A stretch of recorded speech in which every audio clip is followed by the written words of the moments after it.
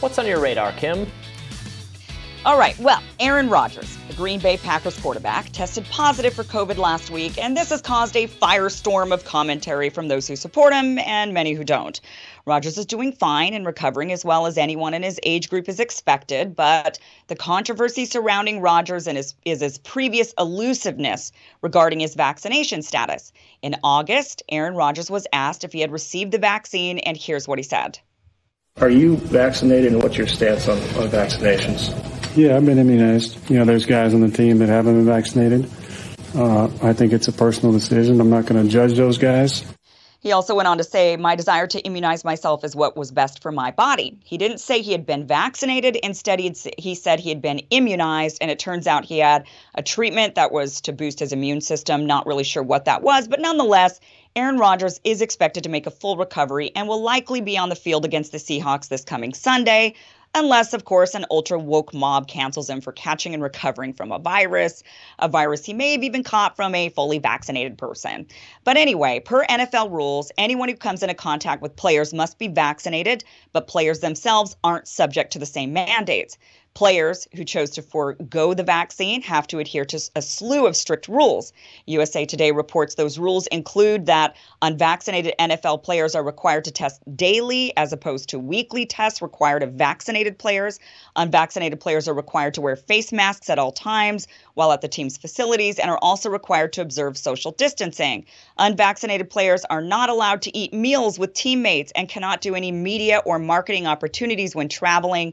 They also aren't allowed to use the sauna or steam rooms in the team facilities and are not allowed to leave the team hotel or have any outside interactions with people on the road who are not affiliated with their respective team. The lockers of unvaccinated players are required to be 6 feet apart from the ones of other players. Unvaccinated players are also prohibited from traveling on team charters and must make their way to road games separately. Upon landing, they need to show negative COVID-19 tests in order to rejoin the team. Upon arrival, unvaccinated players are not allowed to eat or mingle with teammates. They also are barred from using hotels' common spaces, such as the pool. They're restricted from attending indoor events, such as bars, nightclubs, concerts, or other events with more than 15 people, where masks are not being worn. Basically, unvaccinated players are heavily segregated from their vaccinated teammates. Now, what will really be interesting is when after Aaron Rodgers recovers, will he still be subject to these rules for unvaccinated players, or will his natural immunity count?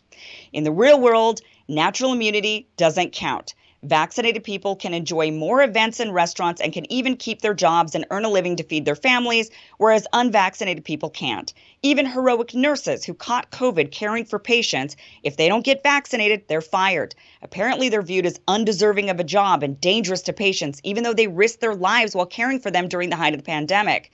Now, study after study shows us that vaccines' effectiveness wanes against contracting and spreading the virus within months. So why would fully recovered Aaron Rodgers, who will have robust immunity for real this time, or anyone who's recovered be treated differently than teammates who were vaccinated months ago?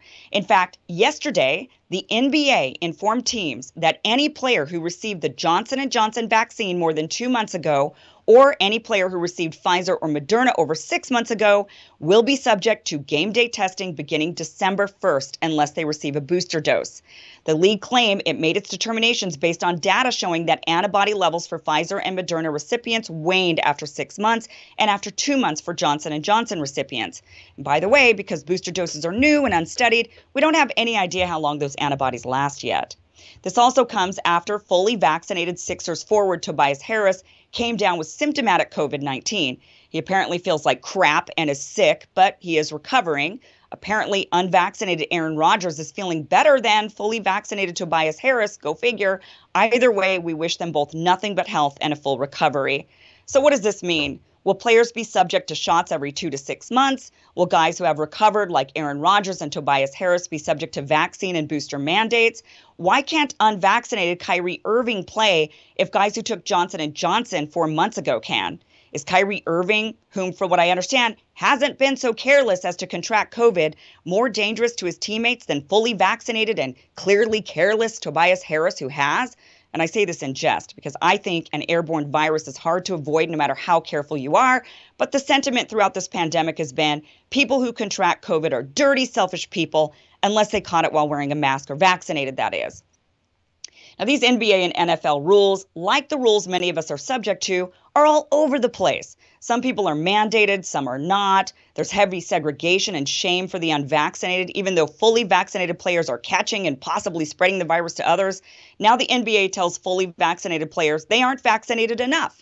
So what's going on in the sports world is happening in the real world as well. The rules are constantly changing and aren't uniform. Where I live, if you're wanting to go to a restaurant within the technical city of Los Angeles, you need to be vaccinated.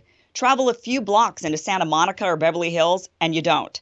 In some areas of the country, fully vaccinated people still need to wear masks indoors and even need to test regularly, just like unvaccinated people. In some parts of the world, if you haven't had your booster shot within 6 months, you are just as segregated as someone who hasn't had any doses at all. And the most egregious rule of all is telling unvaccinated people they no longer can have a job, even though fully vaccinated coworkers can and do come to work infected. None of this is making sense. Many of us would like to know what every athlete wants to know. What is the game plan? Will these vaccine mandates that segregate people from one another ever expire, or are they forever? Will people need to check the rules to find out if they need 1 dose, 2 doses, 3 doses, or more before mingling with others, entering a building, registering for school, or being hired for a job? Will people finally be okay dropping all of these segregating mandates once everyone, vaccinated or not, has caught COVID? Or are we expecting everyone to catch COVID, plus be vaccinated, plus wear masks, and adhere to testing? Is there an actual strategy to what we're doing, or are we just making the rules up and moving the goalposts as we go along? So it's going to be really interesting, guys. What are they going to do with Aaron Rodgers when he recovers? Is he going to be treated as the same as an unvaccinated person? Are they going to demand, as a fully recovered person, that he goes and gets those vaccines, or else? Same with Tobias. Is he going to be required to get the booster, or else? And that just goes for real life too, right? We're seeing that all of these rules are shifting around, and what happens in the NBA and the NFL is probably going to start happening in our lives also. So, as far as we can tell, people who have recovered from COVID have a pretty good protection, at least for a while, against a subsequent infection, just like people who are vaccinated. So treating, one group of people like they're this much greater risk to the rest of us than the other it doesn't make any sense. And the fact that, government policy hasn't gotten around to figuring that out is pretty ridiculous. But I think the frustrating reality is the rules are just going to be all over the place because, or as long as the pandemic is still killing a lot of people, or is still, front of our mind. Now, there's some, I think, reason to expect that, cases are continuing to decline, deaths are going to continue to decline, barring the emergence of a new variant. We're getting past this. And then I think maybe there will just be less appetite for enforcing all sorts of different categories of rules. I personally don't think the Biden vaccine mandate will survive legal scrutiny. So it could be 6 months from now, a lot of these things have fallen by the wayside. Now, I think airplane rules will be as militantly enforced as ever because we enforce all sorts of stupid rules there that haven't gone away. I don't know. It'll be a mess. Yeah, and I think to answer your question, I think that he'll be treated as if he's unvaccinated. I think that's what actually will happen. In fact, I think they ought to take into account natural immunity. Like there's, who cares how you get your immunity if you have been tested and you were positive and you can demonstrate that, then to me that ought to count. I'm hopeful that the therapies that are on their way to the market are going to change all the calculus a lot. They're rushing this. Is it Monupiravir or is it the other one? The other one. It's the Pfizer one, yeah. That they're rushing because it had a 90% effectiveness rate if you take it within 3 days. Please rush it. Please. Yes, FDA, get moving. Stop. Get out of the way. Stop doing anything. Get it to every drugstore around the world. And do not start making people die because they can't afford this medication around the world, because it's essential that people get it quickly, because it only works if you take it within 3 days of onset of symptoms, or it works most effectively if you take it that quickly. So get it going. Anyway, Kim, thank you for that, and we will have more Rising right after this.